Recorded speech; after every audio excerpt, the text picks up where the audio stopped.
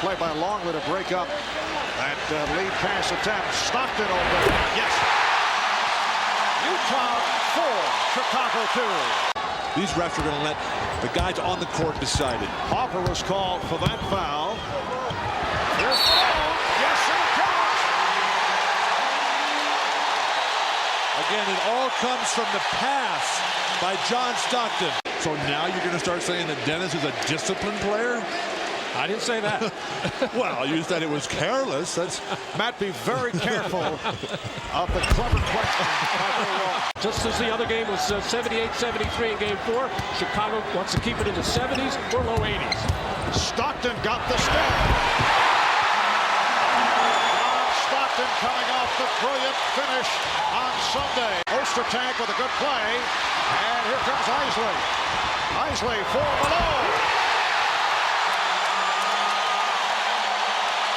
Utah by 5. That's the fast break that they need. Exclusively to the pick and roll, but they got mismatches galore inside. John Bushler on the floor for the first time, and he's defending. On Mars, here's Malone. Yes.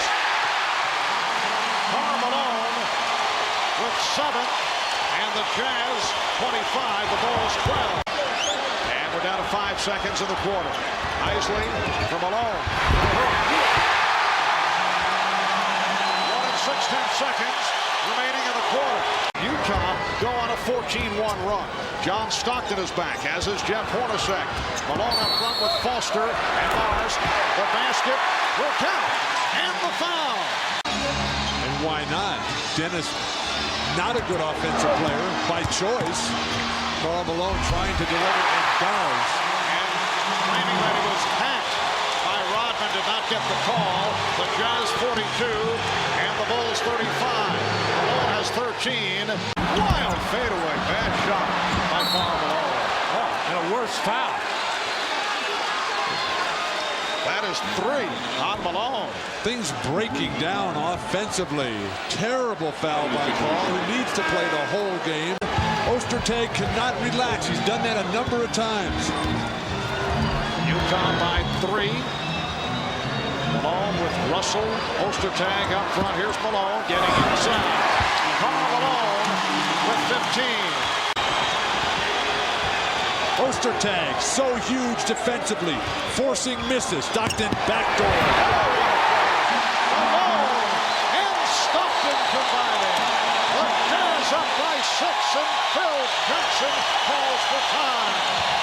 In what could be a decisive Game 6 of this NBA Finals Series, right here on NBC. So the Jazz now lead by 5 points. Brian Russell, Bob Gross from the Portland Trailblazers. I knew there was a Trailblazer from the 70s tie-in somewhere along the line. In the Western Conference Finals against the Sonics. The Utah Jazz have not committed a foul in this third quarter. Big reason for that is.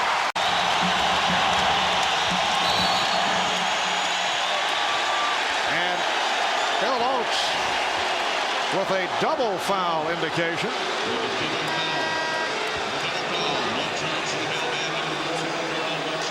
One on Malone, that is number 4, and the other on Williams for Brian Williams, his second, and Jerry Sloan pulling Karl Malone. Going to the hoop all night long. Game 4, settled for the perimeter shot. Tonight with everything on the line, and again the Jazz absolutely have to win. Karl Malone, 14 in the paint, 4 points on the jumpers. But again, with just 5 points in the second half, not enough. Malone, played by Rodman, and double team. Pippen knocked it aside. Picked up, recovered though. Stockton for 3.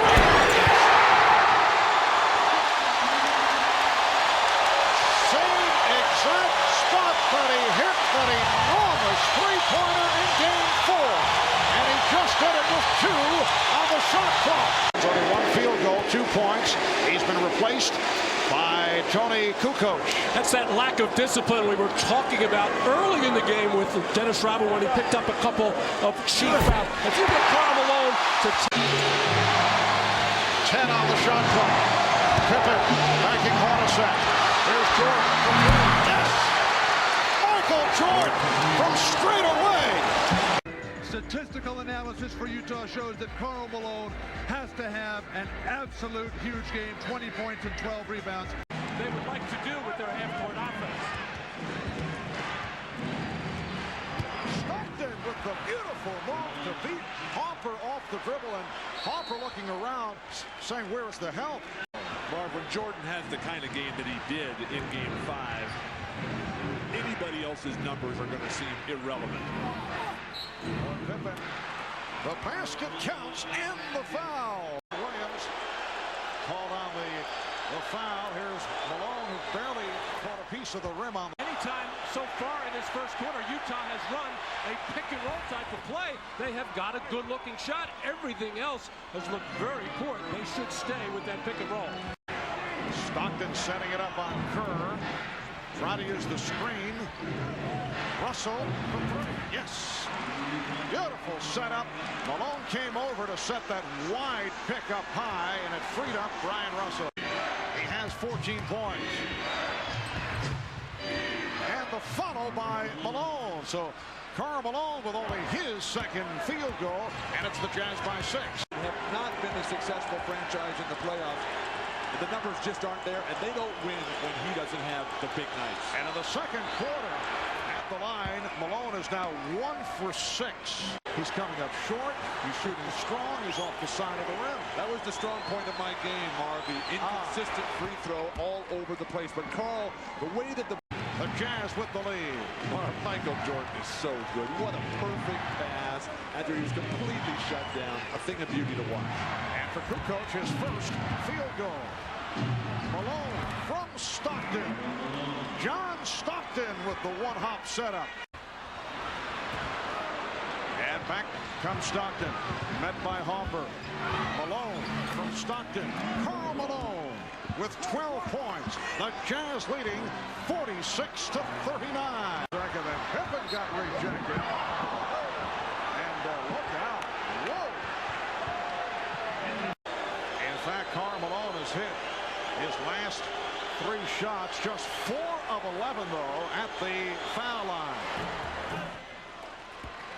Well, things may be turning for Karl Malone. As he releases the shot, and he's got some bad bounces that way.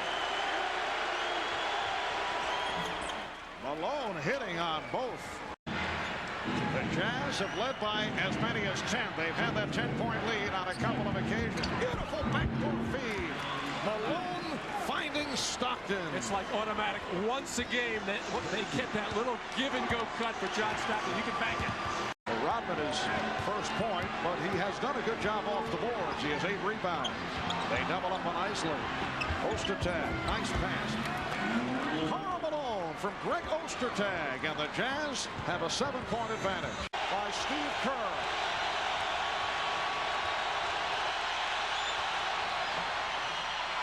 So Karl Malone converts 1 of 2, and he's tied the game at 74. The game is tied at 74. Malone, yes. Karl Malone got the roll. And it was Rodman on the personal. That is his 4th. And the 4th team foul on Chicago. Utah has 3. Malone over Rodman. Yes. So Karl Malone with a big bucket as we come up on 3 minutes remaining in the 4th quarter. Well, you said after the first 2 losses that was the low point of your professional career. Has this taken it down another rung? Well, it have. You know, the guys played hard.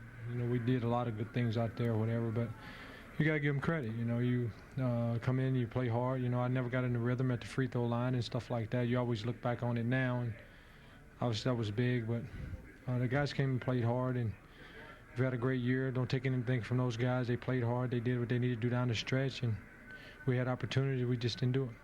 I think we both agree that you did not play to your MVP standards or your usual standards. Do you feel you let yourself down, or the team, or the city?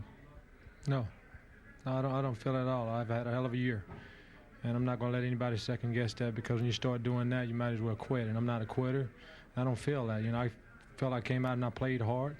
I didn't have the kind of series I would like to, and everybody will say whatever they want to say, but not at all. You know, I came out and I tried to play hard every night, and sometimes the shots might not be there or the free throw, but the effort was there every night. So, no, I don't feel like I let anybody down. If they do, the hell with them. Larry Bird said to me before coming into this series that there was a huge pressure difference between the Western Conference Finals and the Finals. Did you feel that? Nope. No, I didn't. I felt that we didn't do some things, and like I said, obviously I didn't play up to the way I wanted to play. The hell with what you guys wanted me to play like. I didn't play like I wanted to play, and I didn't feel any different pressures at all. I just never got into the rhythm that I wanted to get in, and if I was letting anybody down, I don't feel like that. I just felt like I didn't have the kind of series I wanted.